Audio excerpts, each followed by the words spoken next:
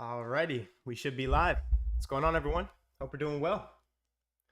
Hope we had an awesome weekend and you guys are ready to get back to business. Started a few minutes early here. Give everyone a few seconds to get joined up. We'll get right down to it. Hope you guys are having an awesome Sunday. And like I said, ready to get back to the money making stuff. 555, thank you, mate. All's good on the audio. You guys can see the weekly forecast. Awesome, we are good to go. Med, hello, Dylan. Hope you had a good weekend. Yes, sir. I sure did. Hope you did as well, man. Tommy, my man. Hope you're doing good, brother. We'll pick up our conversation on sugar. I think, you know what, we'll go ahead and give the free YouTube the insights on what we're looking at on the mega trade on sugar as well. Give them some insights on commodities. Help out the free community as well. So I'll probably touch on that here, Tommy. One thing we can pick up is the discussion on the COT and the seasonal tendencies for sugar, even further backing what we're looking at on the technical side. But that we'll discuss. We'll probably keep all that within the Discord. But for here, share what we're looking at on the technical side for sugar. So, all right, guys, everyone should have a minute to get joined up. Frank, hello, hello. Michael, hello, hello. Awesome, guys. Appreciate you joining us here today. And like I said, hope you guys are ready to get to work for the new week. So getting started, this is the weekly forecast for September 22nd, 2024. Joel, what's up, Dylan? Have a blessed Sunday and a great week. Will do, my man. You do the same. So for this week's economic calendar, we see we have high impact news Monday, Tuesday, and medium impact news on Wednesday. One of the things that has me not as interested in Thursday's price action rather, is that we have Fed Chair Powell speaking in the morning. So for Thursday, either wait till 30 minutes after, trade the silver bullet in the morning, or if it's still not clear, then the PM session will likely be solid for Thursday's trading.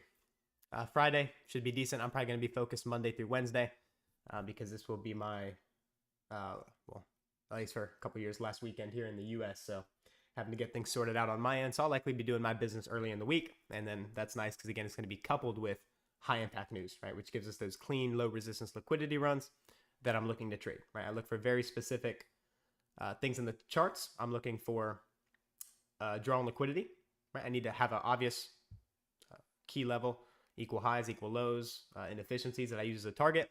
And then I want to have time of day supporting that, right? Meaning, is it a day with high impact news? Does this time of day run and reprice aggressively to targets?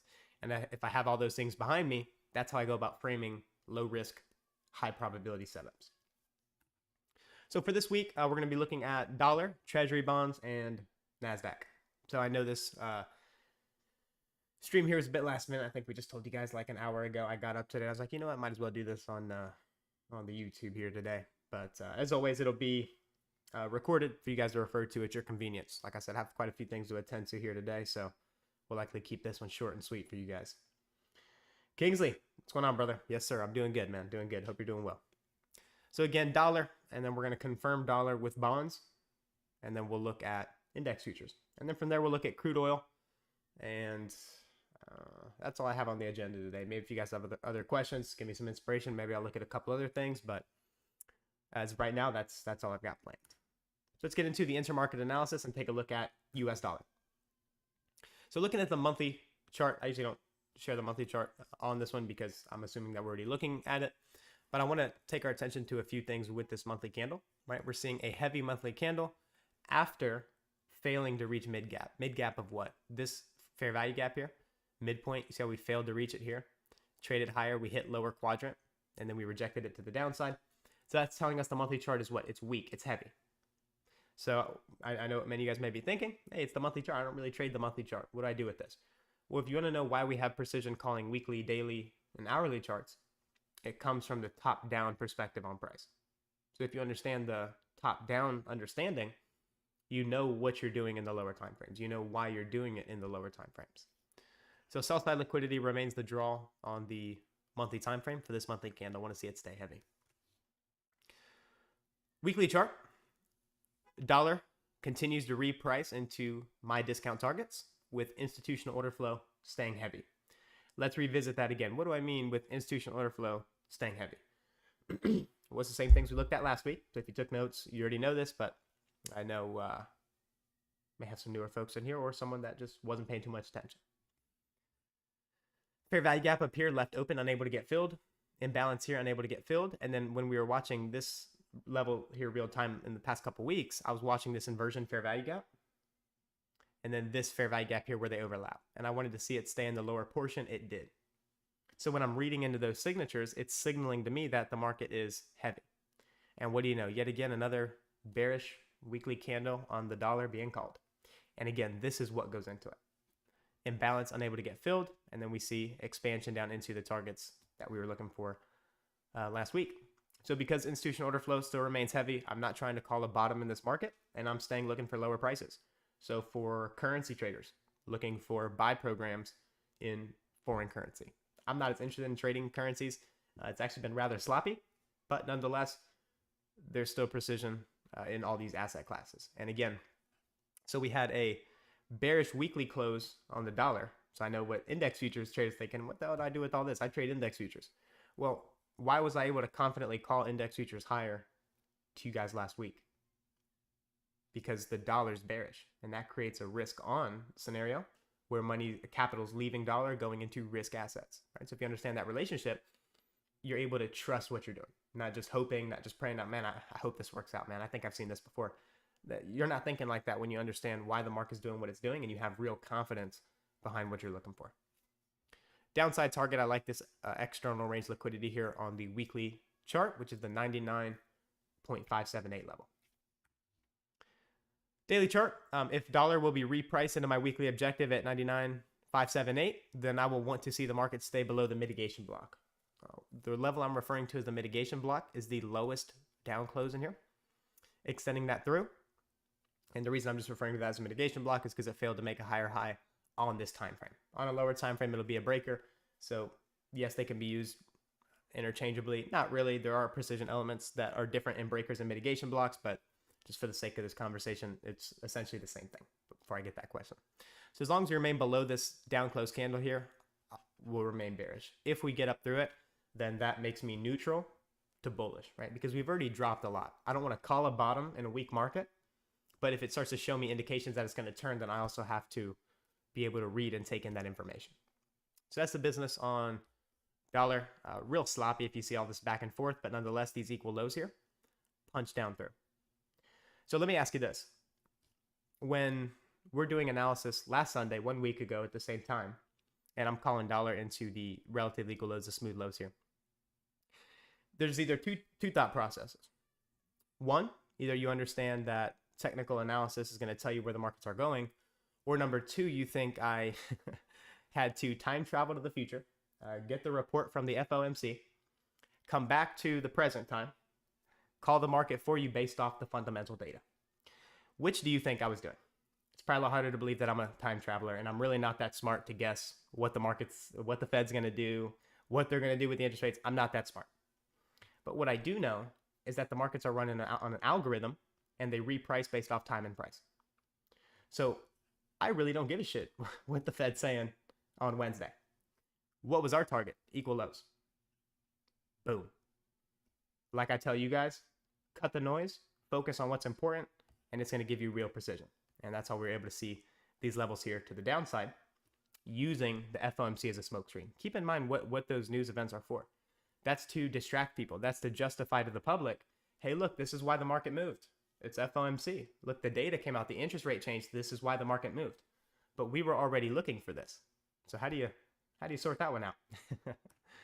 Moving right along, looking at treasury bonds.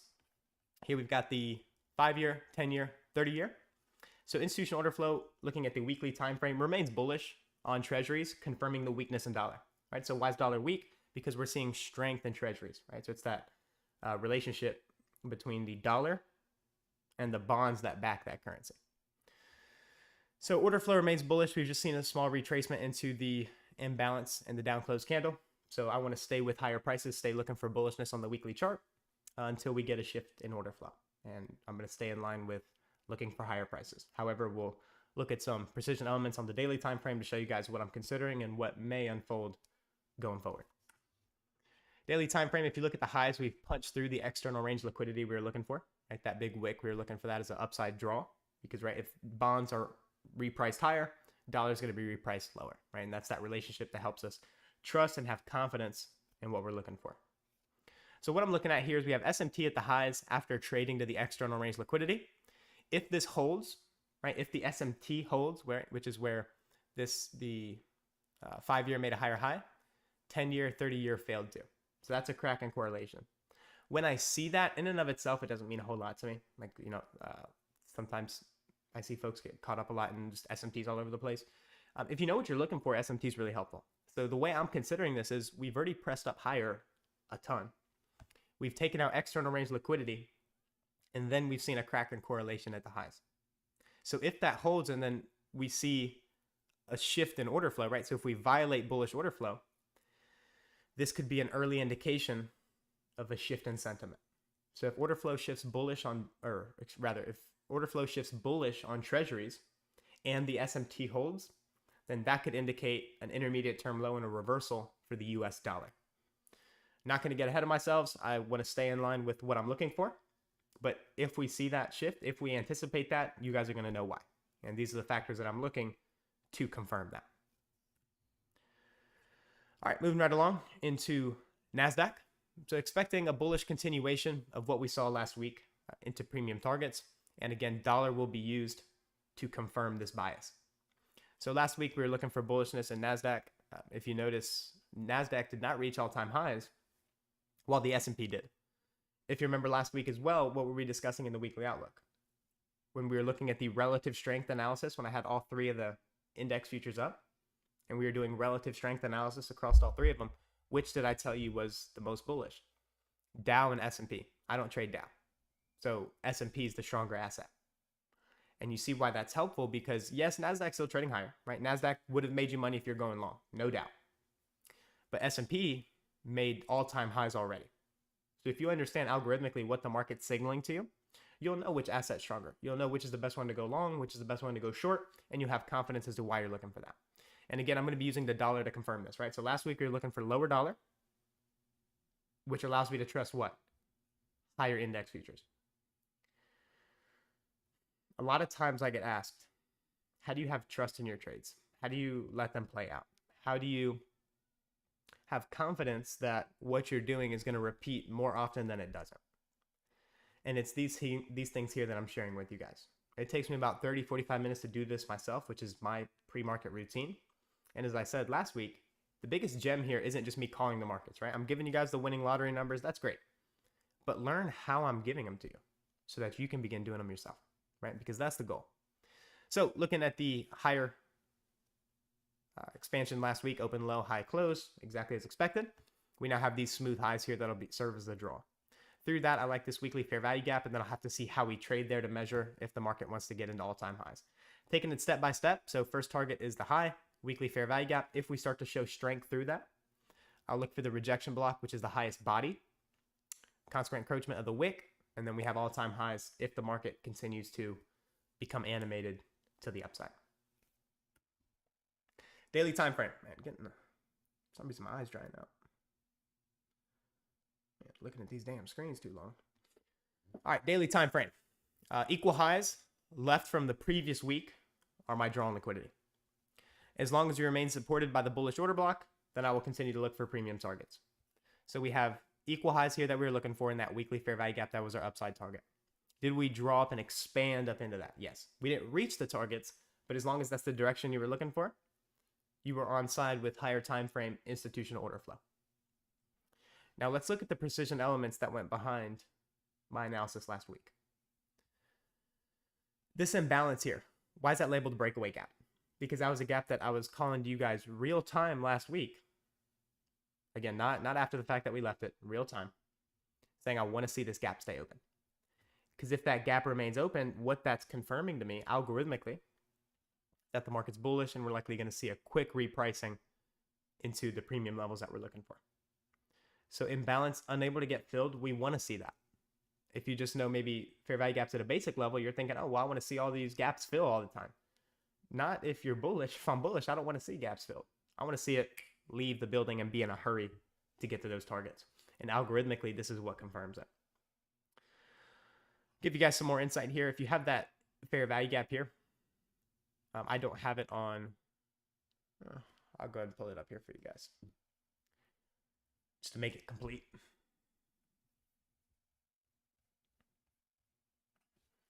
So I don't have all these levels on my chart while I'm trading. I'm just mindful of them, but I do want to show you guys the insights. So this here's an inversion fair value gap. Why is that? Why did I know that last week? Well, because the draw on liquidity is higher, right? These equal highs, we were looking for an expansion up into that. So if the market is going to remain bullish, I would want to see us do what? Stay in the upper portion of that daily inversion fair value gap. And again, this isn't hindsight. This was all discussed and called to you guys last week. We did what? We stayed in the upper portion and we left this imbalance open. So last week, when I was reading the markets going into my trading sessions, I'm seeing what? The algorithm's communicating to me. It's staying in the upper portion of this inversion fair value gap. Why is that an inversion? Like I said, because the draw is bullish. Find support here, fail to fill this one. Market's off to the races. And then you look at S&P. As we discussed, S&P was a stronger asset. And then there's your all-time highs right there. So just a nice expansion higher on S&P. Again, in line with our expectations the previous week. So let's get back to the presentation. So that's what we were looking at last week, but it's important, right? I'm not just here flexing because I'm able to call these things. I'm showing you the importance of these algorithmic reference points. So now going into this week, that's things you want to know. Because if the algorithm's telling you it's really strong, it's really bullish, now that gives you insight going into this week. So going into this week, the bullish order block I'm looking at is this down close here. It's the lowest down close, lower than this one. And I'm using this wick. So I want to see us stay supported in the wick here. Ideally, we wouldn't even get below midpoint of that wick. We'll stay in the upper portion, and then that'll confirm to me that we're going to rip into those equal highs and tear into that weekly fair value gap on the upside. If we give up the order block and we drop to the downside, then I'm neutral, and I'll have to wait for more information at that point. But as of right now, I want to see the order block support price. Like to see the breakaway gap. This is also a balanced price range in and of itself. So that's another little detail as to why it doesn't need to come all the way back down into there. And then we see the expansion higher. 2-hour chart. Why the 2-hour chart? Because the 1-hour chart was just too compressed. You wouldn't have been able to see the details like I want to show you in here. So we're looking at the 2-hour. There's nothing special about the 2-hour chart. Again, just the fact that I want to share these details with you guys. So what was this that we were looking at last week? This is also a market maker buy model, right? You can start to see that. Again, a lot of market maker buy models, especially on YouTube, most of the time are just identified after the fact. Hardly ever before. Funny how that works. But that's what I was calling to you guys last week, right? We were looking for bullishness to reprice into this consolidate, these smooth highs here, right?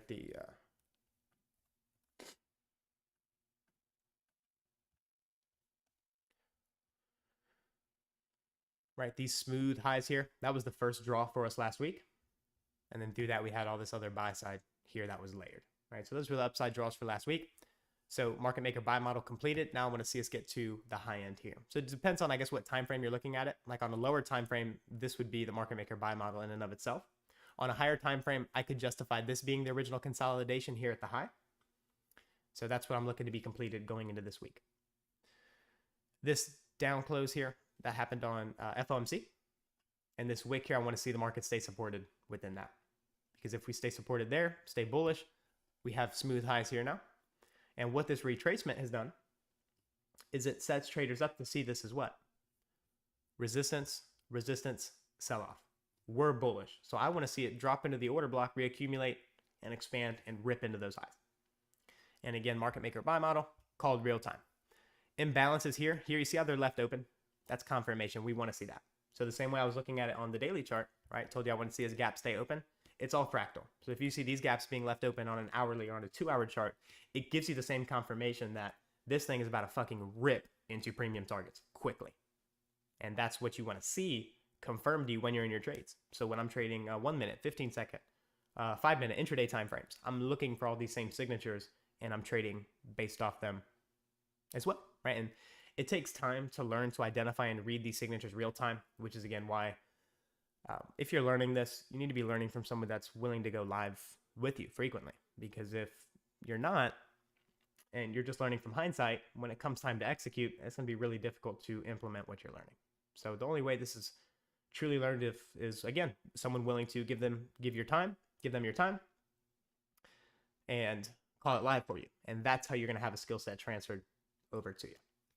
So I want to see, again, repricing into these highs. And then if we accelerate through that, then you guys know my premium targets on the daily and weekly that I'll be looking for. All right, going over to the charts, I'm going to look at crude oil.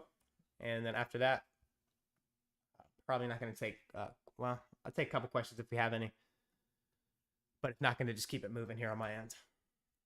All right, so let's look at crude oil. Daily time frame. Go into some details here for you guys. Let me get my chart annotated.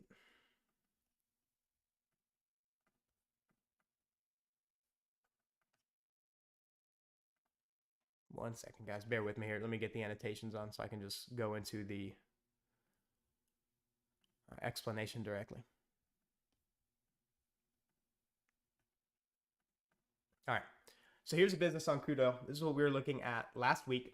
And I want to share with you guys why I knew we'd expand, or not new. I like to be careful with how I'm saying things, right? Sometimes when I say this is how I knew this was going to happen, then I get people asking me, you know, Dylan, the markets aren't actually 100%. Obviously, I understand that. So the reason I had a good feeling, the reason I had confidence that the market was going to be repriced high, right? Never any guarantees in the market, right? There's no such thing as that. But what we do have is probabilities, right? And if the probabilities are way in your favor, that's how you become a good trader, right? You know how to trade when the probabilities are in your favor. When they're out of your favor, you know to dial back. And that's what consistent trading looks like. Daily time frame. I'm going to keep it simple here. We have the dealing range from high to low, right? This is the current range that we're trading within. Here is equilibrium. So let me... All right, I'm going to take that off there, but just for the purpose of highlighting the dealing range, you guys can see that. So from high to low, this is the dealing range. And then equilibrium is right here. So why this fair value gap?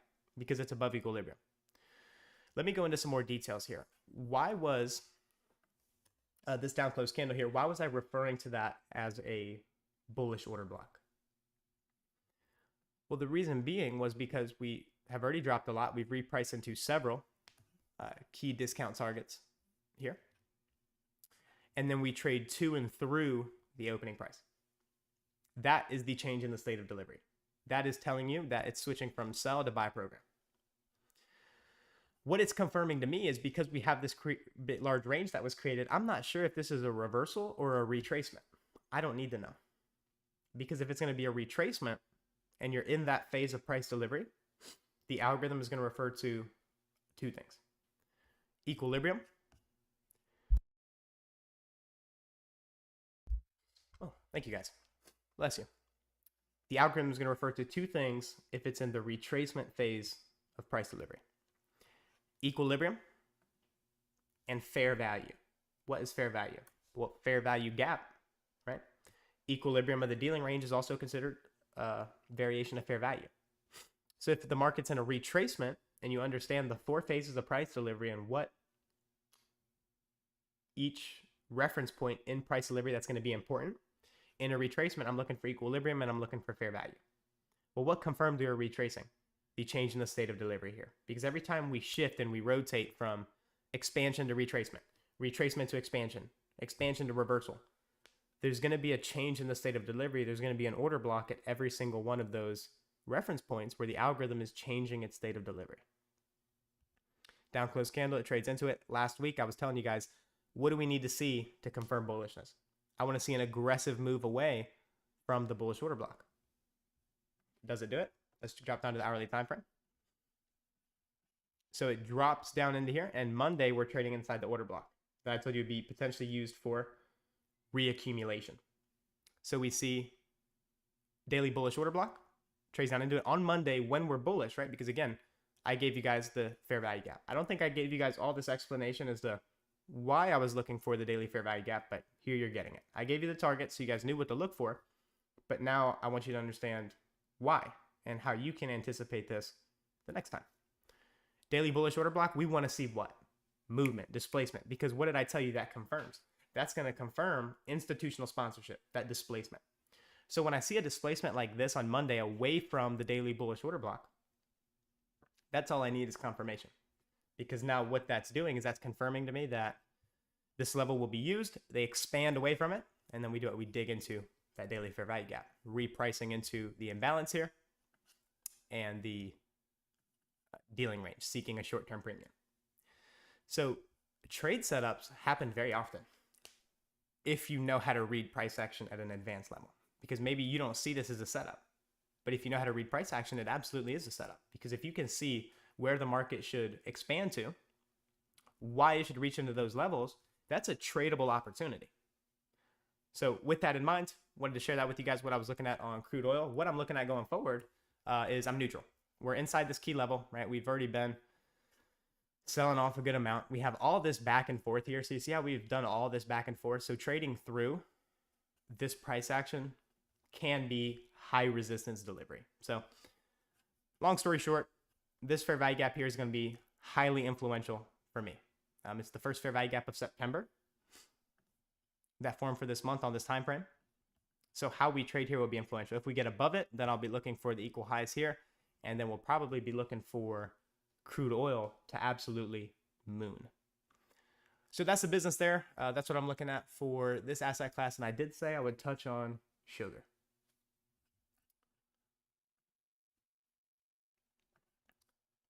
Usually when I'm taking my big commodity trades, I keep the cards close to the vest. Like obviously the community gets it, of course, but is money making shit here. All right, so the market's dropped down.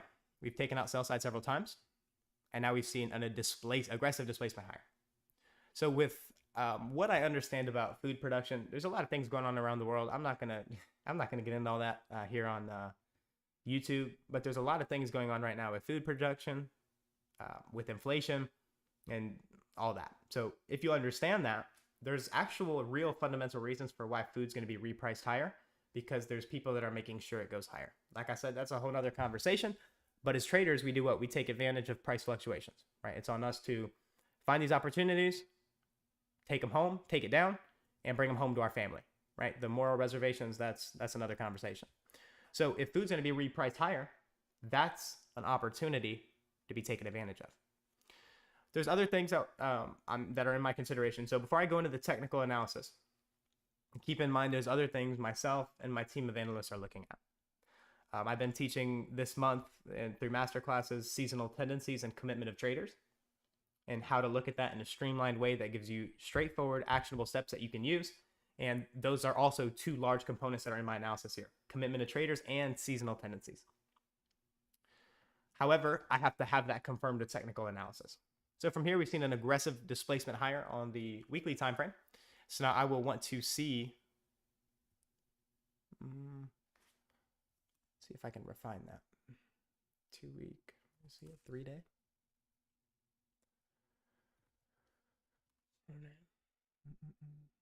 I'm trying to get a breaker range in here. I want to get the range of the breaker, but the issue is I don't want to give you this. And man, what do you do with this massive range? You don't do a whole lot.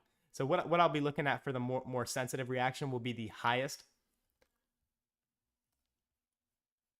Yeah. We'll use the highest 3 consecutive up close candles, because even when you're using breakers, it's still order block theory. So I'm using the consecutive up close candles here, and I want to see this act as a breaker here and send us higher. So for sugar, I'm looking for this thing to absolutely rip. We'll be looking for the 24, let's call it 25 even. And then how we trade there, I'm going to let it keep running, and I'm going to let the market tell me how high it wants to keep repricing. With seasonal tendency supporting this, you know what? Might as well just make it complete. Let me go ahead and let me get that pulled up for you guys.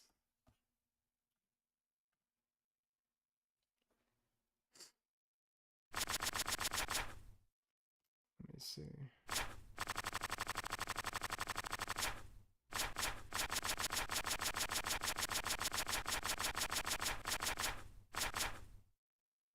All right.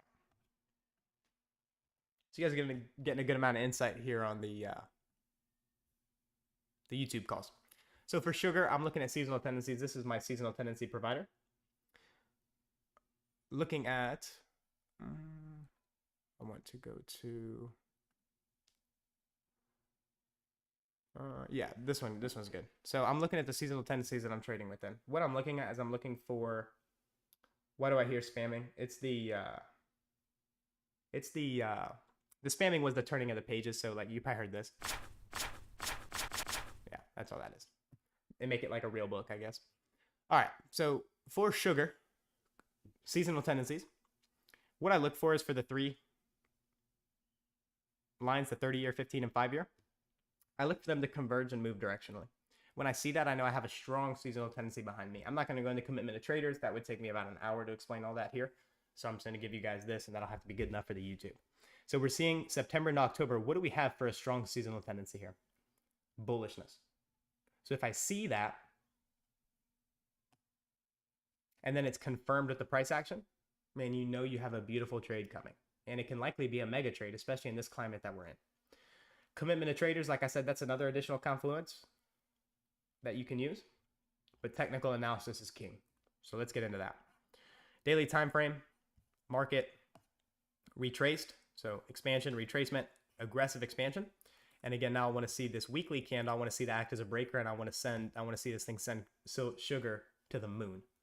Daily time frame, I want to see these gaps here and ideally here left open, because if we don't retrace all the way down into this breaker here and we stay up in this premium end, then we're about to see a major leg of distribution to the upside. And I am all here for it.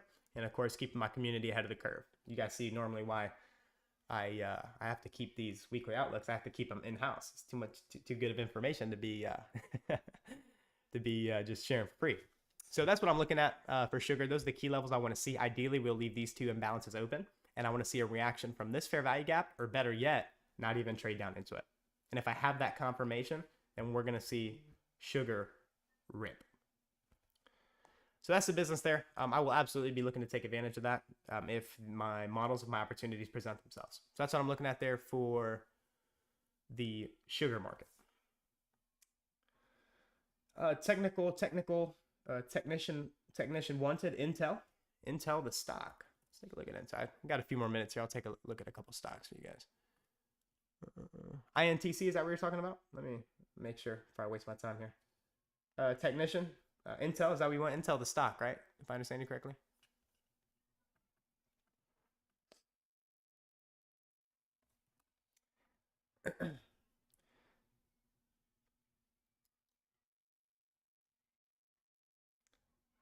All right, technician, is it Intel or not, my man?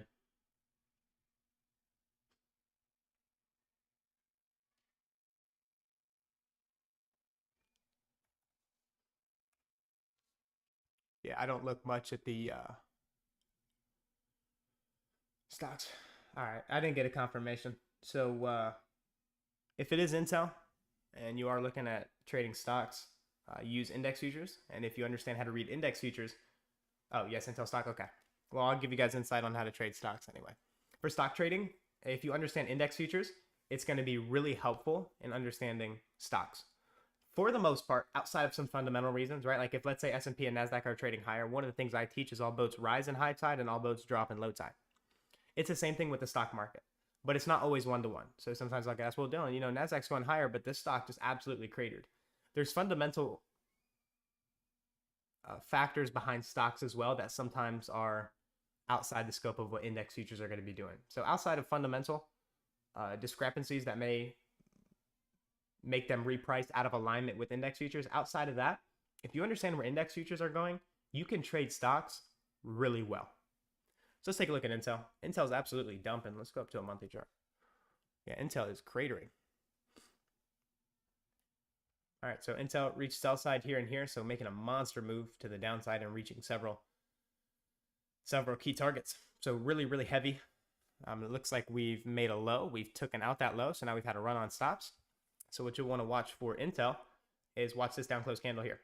And does that act as support? If this down close candle acts as support, then that'll confirm it as a bullish order block. And then short term, you can look for the market to reprice up into this range. And then you can look for it to trade into this sell side imbalance, buy side inefficiency. If we continue to show strength through the lower half,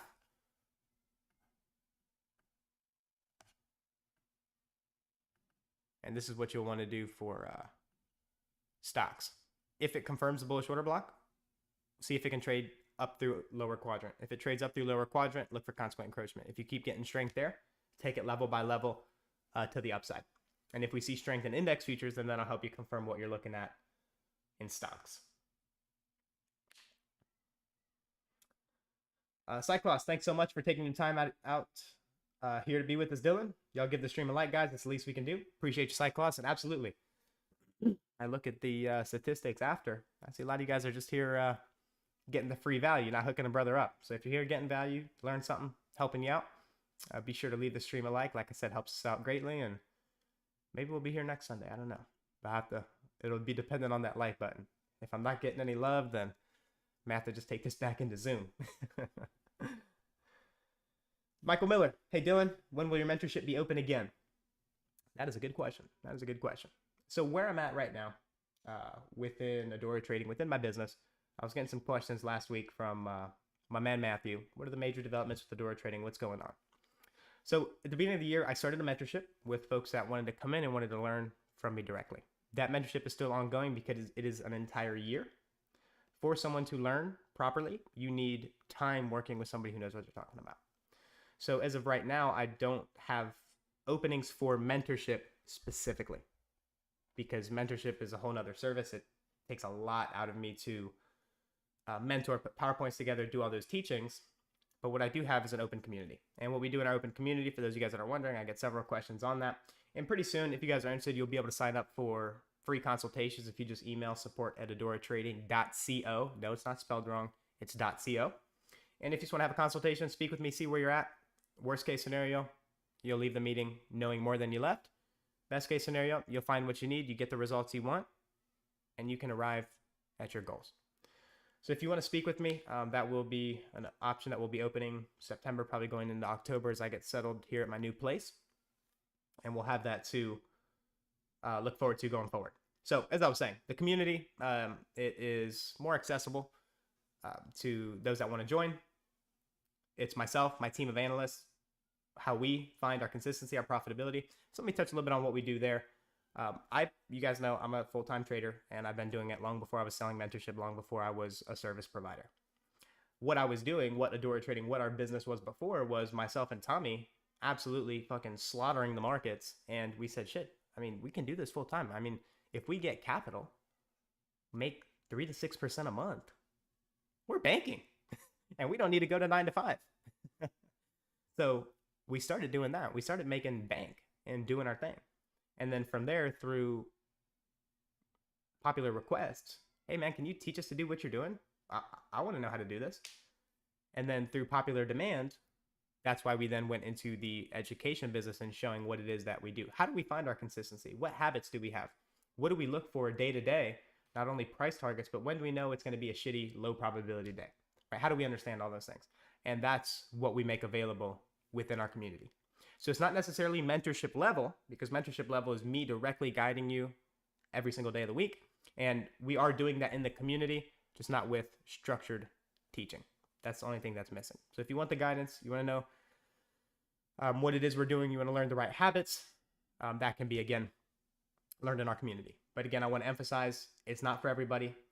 People that aren't ready to learn, aren't serious about learning, we don't really accept that. Like, that's not something that we're wasting our time with, because a lot of people, unfortunately, in the industry, they have a lot of unrealistic expectations, which I understand why, because I see what's promoted all around social media. So people think, yeah, I'm going to take 20 blind trades and I'll be rich, and I can do that in one day. So give me 20 blind trades. I don't want to know why I'm taking them, but just give me 20 blind trades and I want to be a millionaire. And I just can't fix that mindset. Like, there's nothing I can do to fix that mindset. So once I learned that, I realized, you know what? That's not my cup of tea. I can't really work with those folks that well. But for people that want to learn, the people that are serious, people that want to get their shit together, get out of 9 to 5, become successfully independent through trading, that's who we're ready to work with. So just wanted to share that. I know I was getting some questions around that, so I figured I'd address that here. So hopefully that answers your question, sir. If you want to speak with me, like I said, get in touch with my team, and we'll be able to set something up within my schedule. Elez, hi, can we look at coffee too? I mean, shit, we're looking at sugar. Might as well look at coffee too. Let's do it. Let's go to the monthly chart. So always top-down analysis, you start from the monthly. Monthly, weekly, daily. So in the monthly time frame, and you can do 3 months as well. So I don't want to say, well, the highest you can go is 1 month. Like, many times, like if you look at the 3-month chart, it's helpful. Like if you want to like have long-term macro perspective, 3 months is helpful because that shows you a quarter, the highest, the open, close, highest high, lowest low within a quarter is the 3-month chart. So it's helpful information if you know how to use it. Personally, I don't need to look at it very often, so I just go down to the monthly time frame. So here we have all this back and forth here, which is a balanced price range, right? Because it's all this back and forth. So we don't need to trade all the way down through that, and I prefer to see us not do so. So on the monthly candle, I want to see coffee remain strong. The draw on liquidity for coffee will be these relatively equal highs here. So smooth highs here are the draw for coffee on the monthly time frame. Let's break it down through the weekly. Weekly institutional order flow remains bullish. Fair value gap support, down close candle. Fair value gap support, down close candle. Volume imbalance, trades down into it, support. And now we're trading down into these down close candles here. So if order flow is going to remain bullish, then we want to see what? Bullish order flow continue. Everything I just highlighted, we want to see that continuing going forward. And as long as we see that, I expect coffee to be repriced into the 300s. And like I said, what I was saying about the food, it's not just coffee. It's not just sugar. It's going to be grains. It's going to be a lot of agricultural products that are going to the moon within the next few years. Daily time frame for coffee expansion. Now we're retracing into the previous expansion leg. Not ideal how we closed in the entire fair value gap for bullishness. It doesn't change the bullishness and make it bearish. It's just not as bullish. So what I want to see for coffee is we're retracing. I want to see how we trade inside this breaker here. So for coffee to remain bullish, in my eyes, we need to stay above this range here.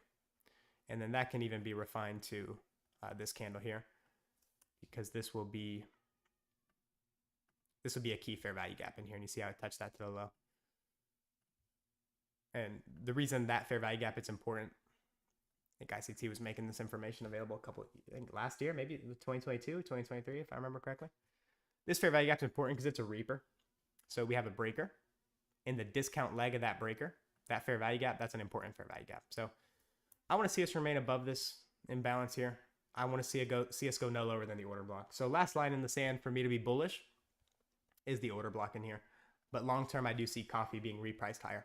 It has been slow grinding higher for some time, so I'd wait for confirmation here inside these key discount levels. And if we start to see that rotate higher on a 15-hourly chart and you get displacement, then those would all be things that confirm what you're looking for. So hopefully that gives you some clarity going into today. Alez on coffee. Kieran, damn, sugar doing its thing.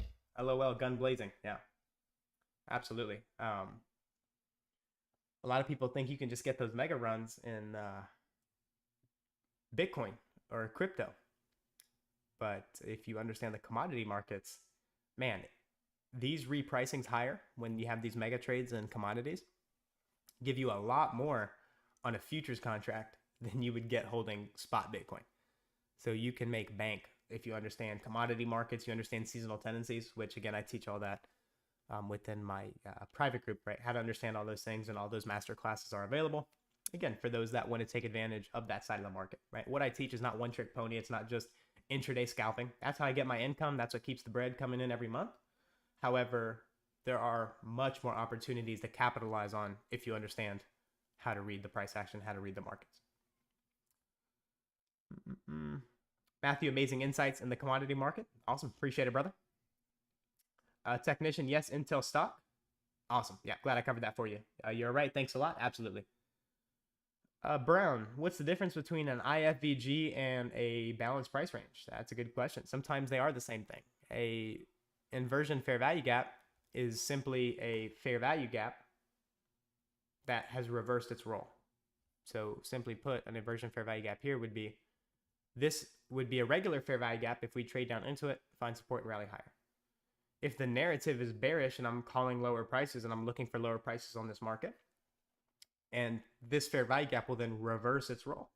So it's not going to be a means of buying or a bullish fair value gap. It's going to be a means of selling and become an inversion fair value gap. It's inverting its role from support to resistance. That's an inversion fair value gap.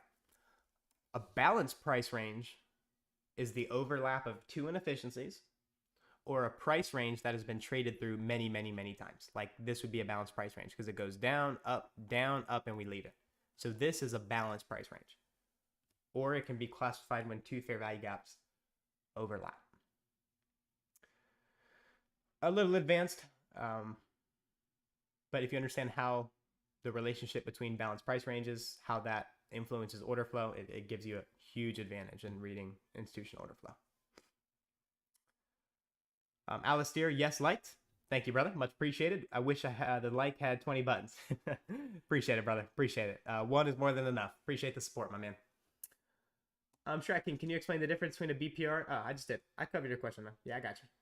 Joe, thanks, Dylan, for giving us your time with this weekly look ahead. Enjoy the rest of your Sunday. Will do, brother. You do the same. Les, thanks, Dylan. Absolutely. Thank you. José, gracias por tu análisis y tu tiempo, maestro. Si puedes echar un vistazo a un Bitcoin, gracias. Sí, absolutamente. Let's take a look at Bitcoin. Man, Bitcoin's been in a nasty, nasty range here. But for Bitcoin traders, look at the name of Bitcoin. It's Bitcoin versus the US dollar. So Bitcoin versus US dollar, dollar is second in the name. If dollar is stronger, that is going to do what for Bitcoin versus the US dollar? Dollar stronger, weaker Bitcoin. Weaker dollar, stronger Bitcoin, because it's Bitcoin versus the US dollar. So what I'm taking your attention to is even for Bitcoin traders. If dollar is being repriced lower and we're seeing a down close weekly candlestick on US dollar, well, what would we expect for Bitcoin versus the US dollar, right? Because it's a risk on, risk off analysis. So don't think what I share just applies to stock index futures, which is what I primarily trade. If you understand risk on, risk off, commodities, Bitcoin. So we had a down close weekly candle on dollar. So how would you trust higher prices on Bitcoin? Well, you have to understand intermarket analysis, which is what I give you guys here. Very few are willing to take that extra step and be a professional because most just want it to be fun. Yeah, let me just mess around. I'll get on the charts, do some trades here and there. You're competing with fucking professionals in these markets. People that are in here that are in here in a market that's designed to fleece your pockets. So if you don't come in here very dialed in, the people you're competing against are dialed in. So, you may think, well, that's a lot of analysis for me to do. I mean, that's a lot of things for me to keep track of. Well, you're trying to cut it in the most difficult industry in the world. So you need to have your shit together. You need to be locked in if you want to compete and be successful in such a ruthless industry. Weekly candle expanding higher, covered why. We're still in this nasty consolidation though, but if dollar continues to accelerate to the downside, then we'll likely see acceleration higher on the weekly chart for Bitcoin. If we go up to the monthly, everything is still bullish. Again, we've just been in these nasty consolidations. One of the reasons I'm not particularly interested in trading Bitcoin is simply because you see how it just goes into these consolidations. Like we've been sideways for 6 months, right? It's just not my preferred trading style. But looking at it top down, we have a fair value gap and a breaker here. And so far it's showing support with the bodies, right? The bodies are unable to get down into 50%. We had a full closure of the gap here, but the bodies are staying in the upper portion, which still indicates strength. Weekly chart, market drops down.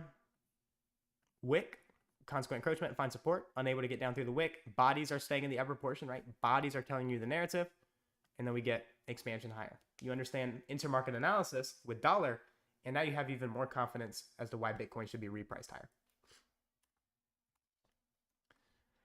All right, daily time frame. Market drops down, cleans out the rejection block, which is the lowest body candle. And then what do we see with insight into institutional order flow? Drops down, hits upper quadrant. Can't even get down to mid gap.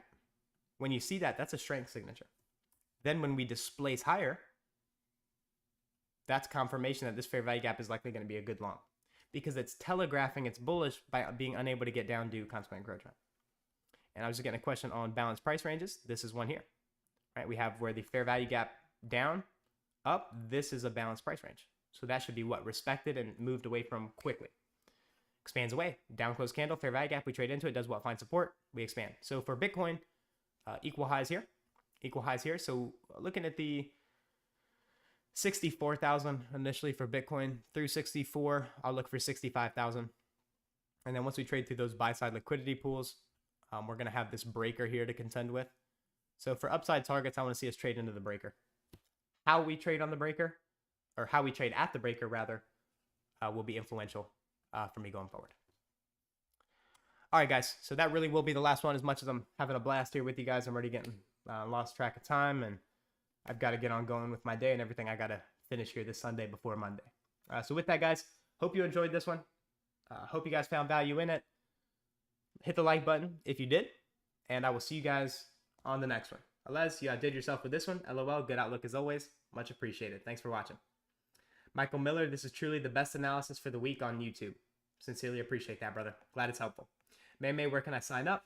All the information regarding signing up, having a consultation with me, speaking with me one-on-one, no charge, can be found on our website.